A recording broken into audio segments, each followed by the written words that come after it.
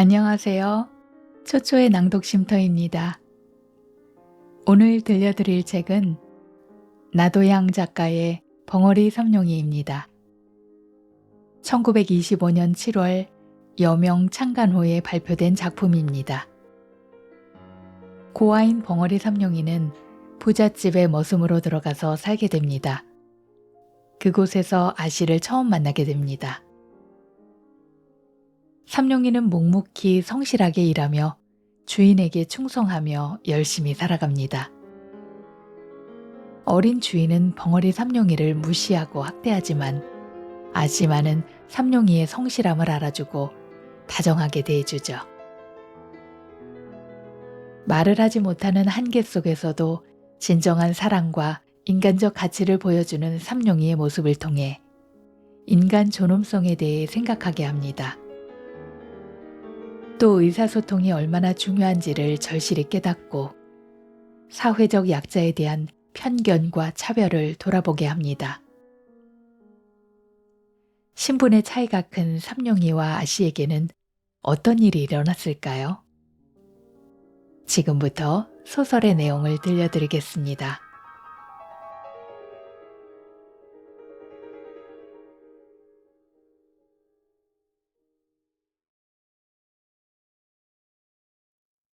벙어리 삼룡이 나도향 1.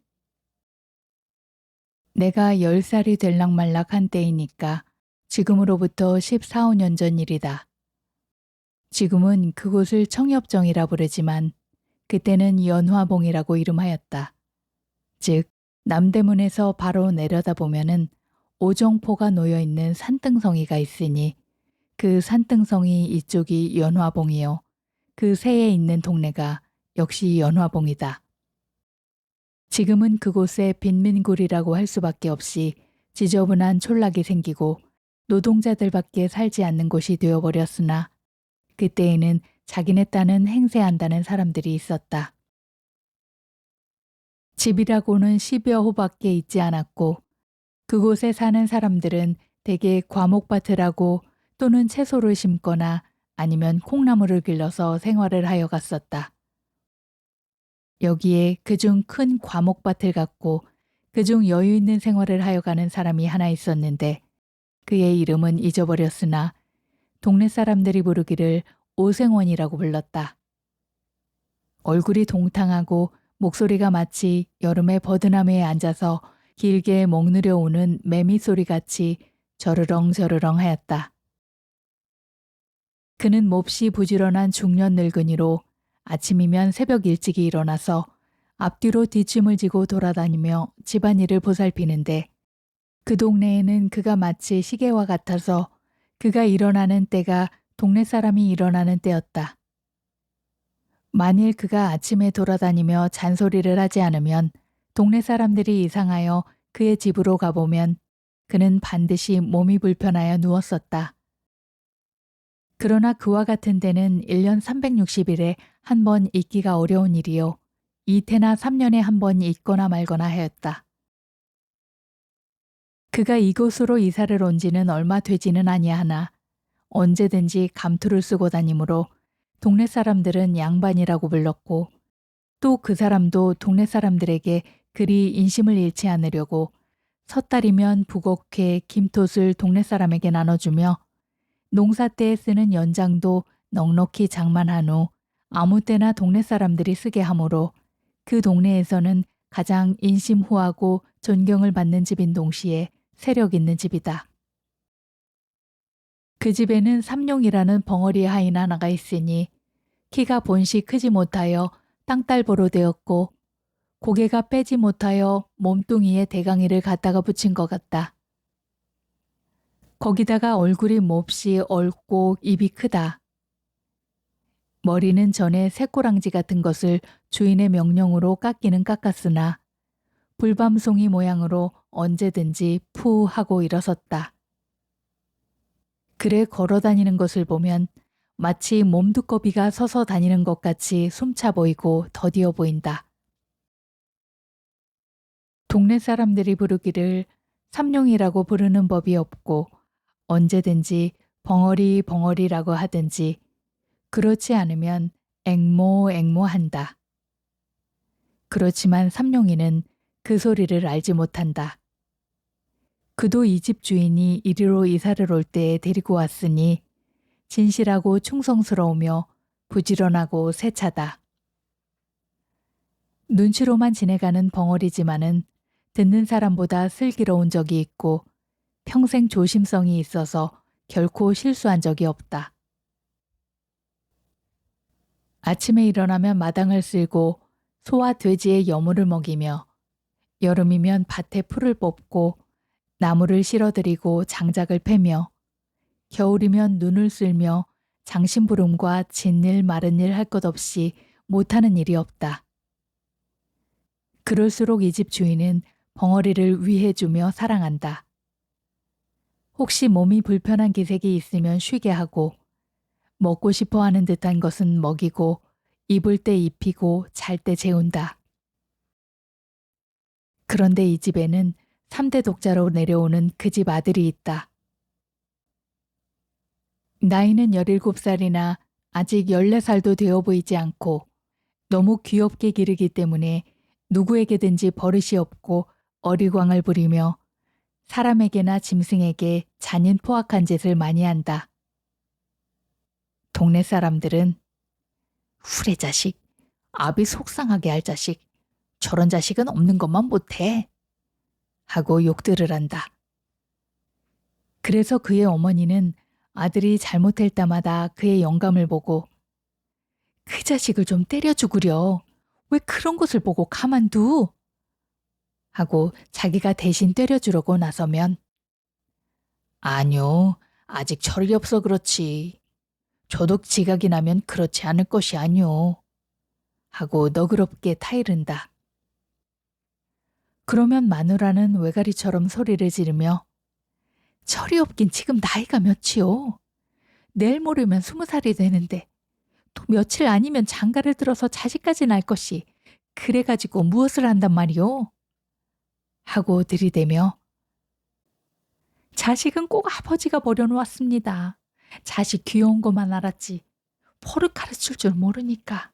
아휴. 이렇게 싸움만 하려 시작하려 하면 영감은 아무 말도 하지 않고 바깥으로 나가버린다. 그 아들은 더구나 벙어리를 사람으로 알지도 않는다.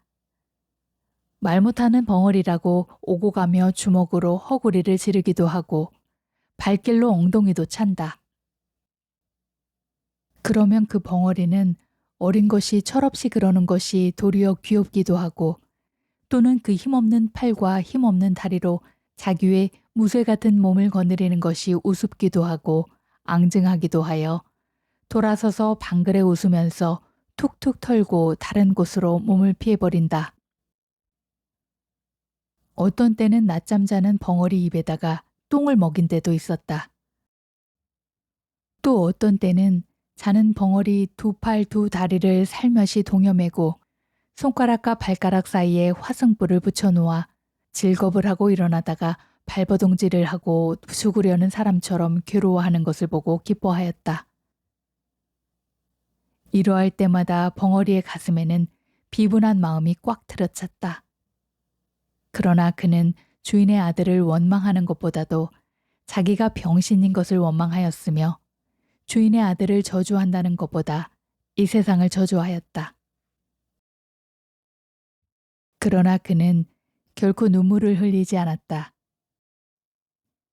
그의 눈물은 나오려 할 때 아주 말라붙어 버린 샘물과 같이 나오려 하나 나오지를 아니하였다. 그는 주인의 집을 버릴 줄 모르는 개 모양으로 자기가 있어야 할 곳은 여기밖에 없고 자기가 믿을 것도 여기 있는 사람들밖에 없을 줄 알았다. 여기서 살다가 여기서 죽는 것이 자기의 운명인 줄밖에 알지 못하였다. 자기의 주인 아들이 때리고 지르고 꼬집어 뜯고 모든 방법으로 학대할지라도 그것이 자기에게 을에 있을 줄밖에 알지 못하였다. 아픈 것도 그 아픈 것이 을에 자기에게 돌아올 것이요. 쓰린 것도 자기가 받지 않아서는 안 될 것으로 알았다. 그는 이 마땅히 자기가 받아야 할 것을 어떻게 해야 면할까 하는 생각을 한 번도 하여본 일이 없었다. 그가 이 집에서 떠나가려거나 또는 그의 생활 환경에서 벗어나려는 생각은 한 번도 해보지 못하였다. 할지라도 그는 언제든지 그 주인 아들이 자기를 학대하고 또는 자기를 못살게 굴 때 그는 자기의 주먹과 또는 자기의 힘을 생각하여 보았다. 주인 아들이 자기를 때릴 때 그는 주인 아들 하나쯤은 넉넉히 제지할 힘이 있는 것을 알았다. 어떠한 때는 아픔과 쓰림이 자기의 몸으로 스며들 때면 그의 주먹은 떨리면서 어린 주인의 몸을 치려 하다가는 그것을 무서운 고통과 함께 꽉 참았다. 그는 속으로 아니다. 그는 나의 주인의 아들이다. 그는 나의 어린 주인이다. 하고 꾹 참았다. 그리고는 그것을 얼핏 잊어버렸다. 그러다가도 동네집 아이들과 혹시 장난을 하다가 주인 아들이 울고 돌아올 때에는 그는 황소같이 날뛰면서 주인을 위하여 싸웠다. 그래서 동네에서도 어린애들이나 장난꾼들이 벙어리를 무서워하며 감히 덤비지를 못하였다. 그리고 주인 아들도 위급한 경우에는 언제든지 벙어리를 찾았다. 벙어리는 얻어맞으면서도 기어드는 충견 모양으로 주인의 아들을 위하여 싫어하지 않고 힘을 다하였다. 2. 벙어리가 23살이 될 때까지 그는 물론 이성과 접촉할 기회가 없었다. 동네 처녀들이 저를 벙어리 벙어리 하며 괴상한 손짓과 몸짓으로 놀려먹음을 받을 적에 분하고 곤란한 중에도 느긋한 즐거움을 느껴본 일은 있었으나 그가 결코 사랑으로서 어떠한 여자를 대해본 일은 없었다. 그러나 정욕을 가진 사람인 벙어리도 그의 피가 차집찰 리는 없었다. 혹 그의 피는 더욱 뜨거웠을는지도 알 수 없었다. 뜨겁다 뜨겁다 못하여 엉기어버린 엿과 같을지도 알 수 없었다. 만일 그에게 볕을 주거나 다시 뜨거운 열을 준다면 그의 피는 다시 녹을는지도 알 수 없었다. 그가 깜빡깜빡하는 기름 등잔 아래에서 밤이 깊도록 집신을 삼을 때면 남모르는 한숨을 아니 쉬는 것도 아니지만은 그는 그것을 곧 억제할 수 있을 만큼 정욕에 대하여 벌써부터 단념을 하고 있었다. 마치 언제 폭발이 될는지 알지 못하는 휴화산 모양으로 그의 가슴 속에는 충분한 정열을 깊이 감추어 놓았으나 그것이 아직 폭발될 시기가 이르지 못한 것이었다. 비록 폭발이 되려고 무섭게 격동함을 벙어리 자신도 느끼지 않는 바는 아니지만은 그는 그것을 폭발시킬 조건을 얻기 어려웠으며 또는 자기가 여태까지 능동적으로 그것을 나타낼 수가 없을 만큼 외계의 압축을 받았으며 그것으로 인한 이지가 너무 그에게 자제력을 강대하게 하여 주는 동시에 또한 너무 그것을 단념만 하게 하여 주었다. 속으로 나는 벙어리다. 자기가 생각할 때 그는 몹시 원통함을 느끼는 동시에 나는 말하는 사람들과 똑같은 자유와 똑같은 권리가 없는 줄 알았다. 그는 이와 같은 생각에서 언제든지 단념 않으려야 단념하지 않을 수 없는 그 단념이 쌓이고 쌓이어 지금에는 다만 한 개의 기계와 같이 이 집의 노예가 되어 있으면서도 그것을 자기의 천직으로 알고 있을 뿐이요. 다시는 자기가 살아갈 세상이 없는 것 같이밖에 알지 못하게 된 것이다. 3. 그해 가을이다.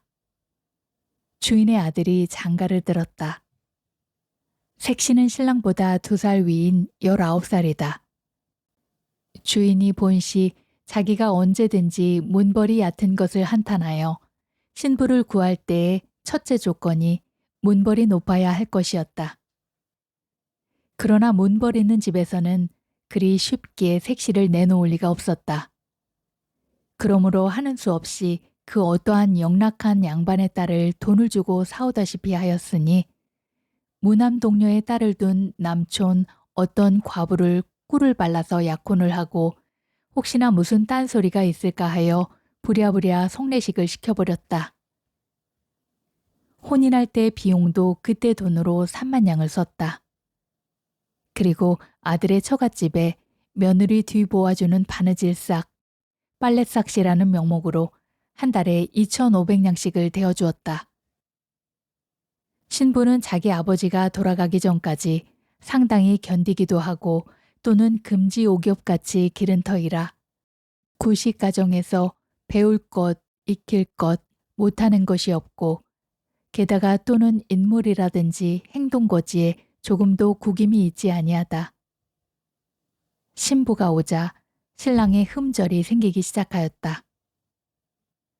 신부에게다 대면 두루미와 까마귀지. 아직도 철딱서니가 없어. 섹시에게 쥐어진 애겠지. 신랑에게 과지. 동네집 말 좋아하는 옆편 애들이 모여 앉으면 이렇게 비평들을 한다. 어떠한 남의 걱정 잘하는 마누라님은 간혹 신랑을 보고는 그대로 세워놓고 글쎄 인제는 어른이 되었으니 셈이 좀 나요. 초리고 어떻게 색시를 거느리고 하노? 색시방에 들어가기가 부끄럽지 않담? 하고 들이대다시피 하는 일이 있다. 이럴 적마다 신랑의 마음은 그 말하는 이들이 미웠다. 일부러 자기를 부끄럽게 하려고 하는 것 같아서 그 후에 그를 만나면 말도 안 하고 인사도 하지 아니한다.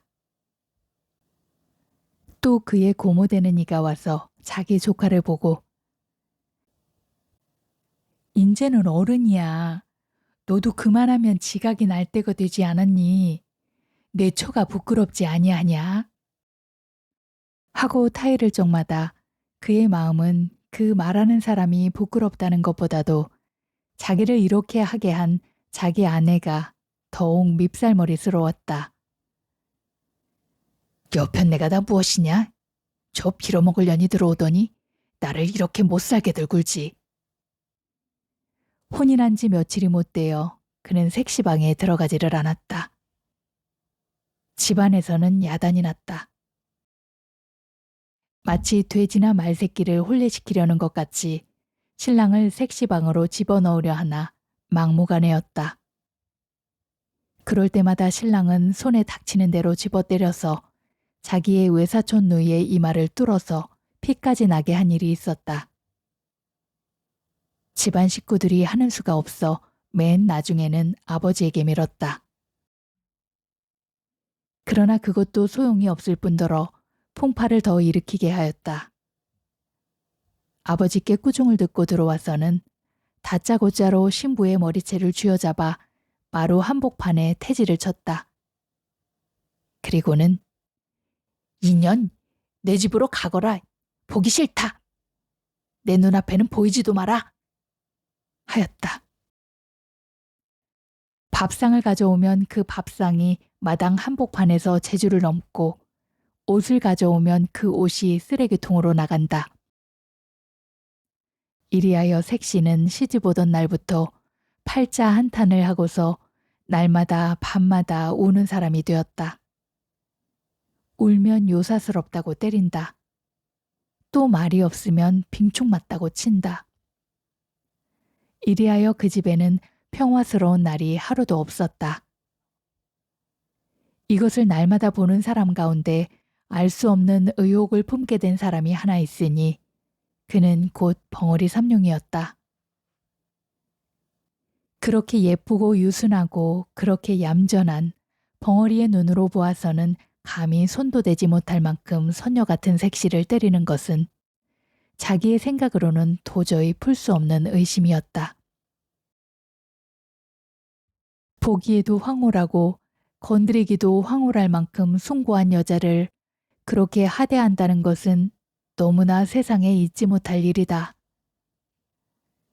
자기는 주인 세서방에게 개나 돼지같이 얻어맞는 것이 마땅한 이상으로 마땅하지만은 선녀와 짐승의 차가 있는 색시와 자기가 똑같이 얻어맞는 것은 너무 무서운 일이다. 어린 주인이 천벌이나 받지 않을까 두렵기까지 하였다. 어떠한 달밤, 사면은 고요적막하고 별들은 드문드문 눈들만 깜빡이며 반달이 공중에 뚜렷이 달려있어 수은으로 세상을 깨끗하게 닦아낸 듯이 청명한데 삼룡이는 검둥개 등을 쓰다듬으며 바깥 마당 멍석 위에 비스시 드러누워 하늘을 쳐다보며 생각하여 보았다. 주인 색시를 생각하면 공중에 있는 달보다도 더 곱고 별들보다도 더 깨끗하였다. 주인 색시를 생각하면 달이 보이고 별이 보였다. 삼라만상을 씻어내는 은빛보다도 더 흰 달이나 별의 광채보다도 그의 마음이 아름답고 부드러운 듯하였다. 마치 달이나 별이 땅에 떨어져 주인 새아씨가 된 것도 같고 주인 새아씨가 하늘에 올라가면 달이 되고 별이 될 것 같았다. 더구나 자기를 어린 주인이 때리고 꼬집을 때 감히 입 벌려 말은 하지 못하나 측은하고 불쌍히 여기는 정이 그의 두 눈에 나타나는 것을 다시 생각할 때 그는 부들부들한 개 등을 어루만지면서 감격을 느꼈다. 개는 꼬리를 치며 자기를 귀여워하는 줄 알고 벙어리에 손을 핥았다. 삼룡이의 마음은 주인 아씨를 동정하는 마음으로 가득 찼다. 또는 그를 위하여서는 자기의 목숨이라도 아끼지 않겠다는 의분에 넘치었다. 그것은 마치 살구를 보면 입속에 침이 도는 것 같이 본능적으로 느껴지는 감정이었다. 4. 새댁이 온 뒤에 다른 사람들은 자유로운 안 출입을 금하였으나 벙어리는 마치 개가 마음대로 안에 출입할 수 있는 것 같이 아무 의심 없이 출입할 수가 있었다. 하루는 어린 주인이 먹지 않던 술이 잔뜩 취하여 무지한 놈에게 맞아서 길에 자빠진 것을 업어다가 안으로 들여다 놓인 일이 있었다. 그때에 아무도 안에 있지 않고 다만 새색시 혼자 방에서 바느질을 하고 있다가 이 꼴을 보고 벙어리에 충성된 마음이 고마워서 그 후에 쓰던 비단 헝겊 조각으로 부시 쌈지 하나를 만들어준 일이 있었다. 이것이 새서방님의 눈에 띄었다. 그래서 색시는 어떤 날 밤 자던 몸으로 마당 복판에 머리를 푼 채 내동댕이가 쳐졌다. 그리고 온몸에 피가 맺히도록 얻어맞았다. 이것을 본 벙어리는 또다시 의분의 마음이 뻗쳐 올라왔다. 그래서 미친 사자와 같이 뛰어들어가 새서방님을 내어던지고 새색지를 둘러매었다.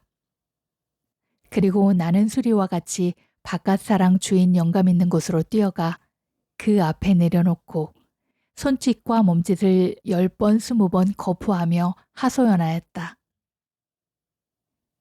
그 이튿날 아침에 그는 주인 새서방님에게 물풀애로 얼굴을 몹시 얻어맞아서 한쪽 뺨이 눈을 얼러서 피가 나고 주먹같이 부었다.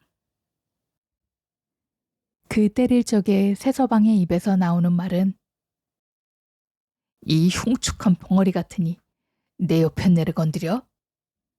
하고 부시 쌈지를 빼앗아 갈갈이 찢어서 뒷간에 던졌다.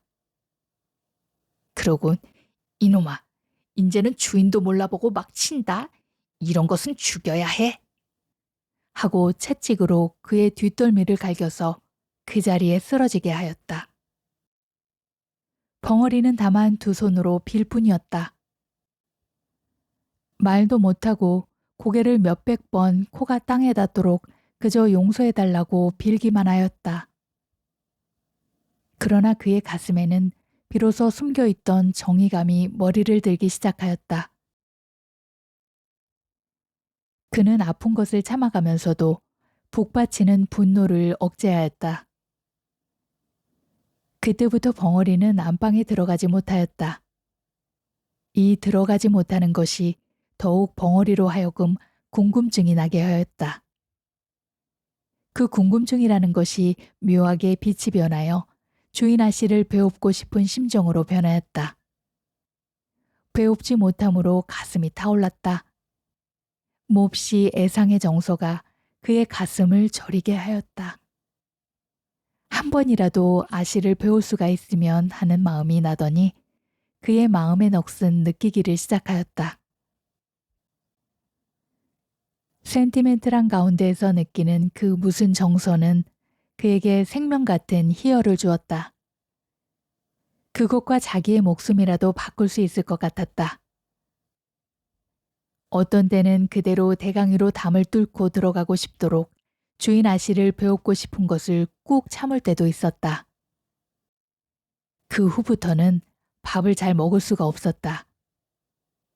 일도 손에 잡히지 않았다.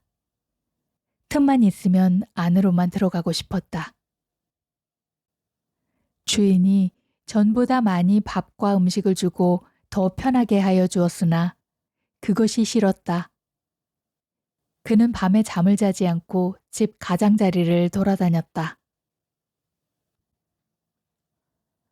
5. 하루는 주인 새서방님이 술이 취하여 들어오더니 집안이 수선수선하여지며 계집 하인이 약을 사러 갔다 들어오는 것을 보고 그 계집 하인을 붙잡았다. 그리고 무엇이냐고 물었다.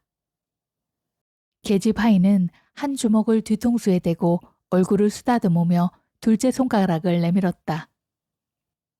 그것은 그 집 주인은 엄지손가락이요. 둘째 손가락은 새서방이라는 뜻이요. 주먹을 뒤통수에 대는 것은 여편네라는 뜻이요. 얼굴을 문지르는 것은 예쁘다는 뜻으로 벙어리에게 쓰는 암호다. 그런 뒤에 다시 혀를 내밀고 눈을 뒤집어 쓰는 형상을 하고 두 팔을 싹 벌리고 뒤로 자빠지는 꼴을 보이니 그것은 사람이 죽게 되었거나 앓을 적에 하는 말 대신의 손짓이다. 벙어리는 눈을 크게 뜨고 계집 하인에게 한 발자국 가까이 들어서며 놀라는 듯이 멀거니 한참이나 있었다. 그의 가슴은 무섭게 격동하였다. 자기의 그리운 주인 아씨가 죽었다는 말이나 아닌가. 그는 두 주먹을 마주치며 한숨을 쉬었다. 그리고는 자기 방에서 무엇을 생각하는 것처럼 두어 시간이나 두 눈만 껌뻑껌뻑하고 앉았었다. 그는 밤이 깊어갈수록 궁금증 나는 사람처럼 일어섰다 앉았다 하더니 2시나 되어서 바깥으로 나가서 뒤로 돌아갔다. 그는 도둑놈처럼 조심스럽게 바로 건넌방 뒤 미닫이 앞 담에 서서 주저주저 하더니 담을 넘었다. 가까이 창 앞에 서서 문틈으로 안을 살피다가 그는 진저리를 치며 물러섰다. 어두운 밤에 그의 손과 발이 마치 그 뒤에 서 있는 감나무 잎같이 떨리더니 그대로 문을 박차고 뛰어들어갔을 때 그의 팔에는 주인 아씨가 한 손에는 기다란 명주 수건을 들고서 한 팔로 벙어리의 가슴을 밀치며 뻗디디었다. 벙어리는 다만 눈이 둥그래서 에헤 소리만 지르고 그 수건을 뺏으려 애쓸 뿐이다. 집안이 야단났다. 집안이 망했군. 어디 사내가 없어서 벙어리를. 어떻든 알 수 없는 일이야. 하는 소리가 이 구석 저 구석에서 수군댄다. 6. 그 이튿날 아침에 벙어리는 온몸이 진이긴 것이 되어 마당에 거꾸러져 입에서 피를 토하며 신음하고 있었다. 그 곁에서는 새서방이 쇠줄 몽둥이를 들고서 문초를 한다. 이놈! 하고는 음란한 흉내는 모조리 하여가며 건넌방을 가리킨다. 그러나 벙어리는 손을 내저을 뿐이다. 또 몽둥이에는 살점이 묻어나왔다. 그리고 피가 흘렀다. 벙어리는 타들어가는 목으로 소리도 못 내며 고개만 내젓는다. 그는 피를 토하며 거꾸러지며 이마를 땅에 비비며 고개를 내흔든다. 땅에는 피가 스며든다. 새서방은 채찍 끝에 남몽치를 달아서 가슴을 훔쳐갈겼다가 힘껏 잡아 뽑았다. 벙어리는 그대로 거꾸러지며 말이 없었다. 새서방은 그래도 시원치 못하였다. 그는 어제 벙어리가 새로 갈아놓은 낫을 들고 달려왔다. 그는 그 시퍼렇게 날선 낫을 번쩍 들었다. 그래서 벙어리를 찌르려 할 때 벙어리는 한 팔로 그것을 받았고 집안 사람들은 달려들었다. 벙어리는 낫을 뿌리쳐 저리로 내던졌다. 주인은 집안이 망하였다고 사랑에 누워서 모든 일을 들은 채 만 채 문을 닫고 나오지를 아니하며 집안에서는 색시를 쫓는다고 야단이다. 그날 저녁에 벙어리는 다시 끌려 나왔다. 그때에는 주인 새서방이 그의 입던 옷과 신짝을 주며 눈을 부릅뜨고 손을 멀리 가리키며 가! 인제는 우리 집에 있지 못한다! 하였다. 이 소리를 듣는 벙어리는 기가 막혔다. 그에게는 이 집 외에 다른 집이 없다. 살 곳이 없었다. 자기는 언제든지 이 집에서 살고 이 집에서 죽을 줄밖에 몰랐다. 그는 새서방님의 다리를 껴안고 애걸하였다. 말도 못하는 것을 몸짓과 표정으로 간곡한 뜻을 표하였다. 그러나 새서방님은 발길로 지르고 사람을 불렀다. 이놈을 좀 내쫓아라! 벙어리가 죽은 개 모양으로 끌려나갔다. 그리고 대갈배기를 개천 구석에 들이박히면서 나가 곤드라졌다가 일어서서 다시 들어오려 할 때에는 벌써 문이 닫혀 있었다. 그는 문을 두드렸다. 그의 마음으로는 주인 영감을 찾았으나 부를 수가 없었다. 그가 날마다 열고 날마다 닫던 문이 자기가 지금은 열려 하나 자기를 내어쫓고 열리지를 않는다. 자기가 건사하고 자기가 거두던 모든 것이 오늘에는 자기의 말을 듣지 않는다. 어려서부터 지금까지 모든 정성과 힘과 뜻을 다하여 충성스럽게 일한 값이 오늘에는 이것이다. 그는 비로소 믿고 바라던 모든 것이 자기의 원수란 것을 알았다.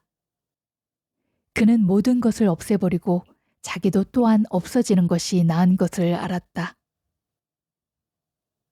그날 저녁 밤은 깊었는데 멀리서 닭이 우는 소리와 함께 개 짖는 소리만이 들린다. 난데없는 화염이 벙어리 있던 오생원집을 에워쌌다. 그 불을 미리 놓으려고 준비하여 놓았는지 집 가장자리 쪽 돌아가며 흩어놓은 풀에 모조리 돌라붙어 공중에서 내려다보면 집의 윤곽이 선명하게 보일 듯이 타오른다. 불은 마치 피 묻은 살을 맛있게 잘라먹는 요마의 혓바닥처럼 날름날름 집 한 채를 삽시간에 먹어버리었다. 이와 같은 화염 속으로 뛰어들어가는 사람이 하나 있으니 그는 다른 사람이 아니라 낮에 이 집을 쫓겨난 삼룡이다. 그는 먼저 사랑에 가서 문을 깨뜨리고 주인을 업어다가 밭 가운데 놓고 다시 들어가려 할지에 그의 얼굴과 등과 다리가 불에 대어 쭈그러져 드는 것을 알지 못하였다. 그는 건넌방으로 뛰어들었다. 그러나 색시는 없었다. 다시 안방으로 뛰어들었다. 그러나 또 없고 새서방이 그의 팔에 매달려 구원하기를 애원하였다. 그러나 그는 그것을 뿌리쳤다. 다시 석가래의 불이 시뻘겋게 타면서 그의 머리에 떨어졌다. 그러나 그는 그것을 몰랐다. 부엌으로 가보았다. 거기서 나오다가 문설주가 떨어지며 왼팔이 부러졌다. 그러나 그것도 몰랐다. 그는 다시 광으로 가보았다. 거기도 없었다. 그는 다시 건넌방으로 들어갔다. 그때야 그는 색시가 타 죽으려고 이불을 쓰고 누워있는 것을 보았다. 그는 색시를 안았다. 그리고는 길을 찾았다. 그러나 나갈 곳이 없었다. 그는 하는 수 없이 지붕으로 올라갔다. 그는 비로소 자기의 몸이 자유롭지 못한 것을 알았다. 그러나 그는 자기가 여태까지 맛보지 못한 즐거운 쾌감을 자기의 가슴에 느끼는 것을 알았다. 색시를 자기 가슴에 안았을 때 그는 이제 처음으로 살아난 듯 하였다.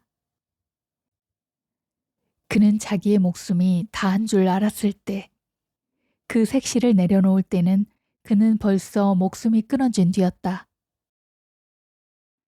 집은 모조리 타고 벙어리는 색시를 무릎에 뉘고 있었다.